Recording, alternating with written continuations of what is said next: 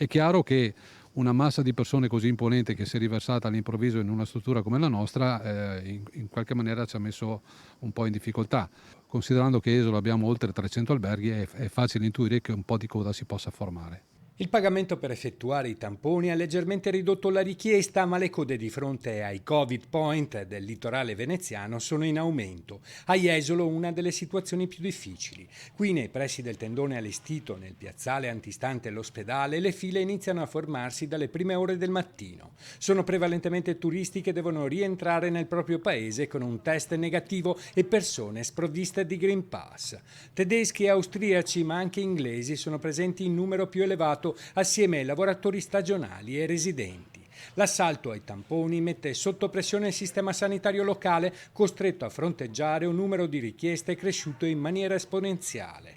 Qui a Jesolo l'attività di testing con tamponi ha raggiunto una capacità produttiva senza precedenti. Venerdì scorso abbiamo raggiunto la punta massima, non era mai accaduto, abbiamo fatto quasi 400 tamponi. Tenete conto che noi processiamo soprattutto tamponi rapidi di terza generazione. Siamo arrivati a un punto di riuscire a processare 40 tamponi rapidi all'ora, quindi che significa che poco più di un minuto noi riusciamo a processare il tampone. Un lavoro enorme tenendo presente che questo si aggiunge alla già intensa attività di vaccinazione. È stata quindi predisposta una rete per la ricerca del virus che consentirà di effettuare più di 6.000 tamponi giornalieri in tutta la costa veneziana.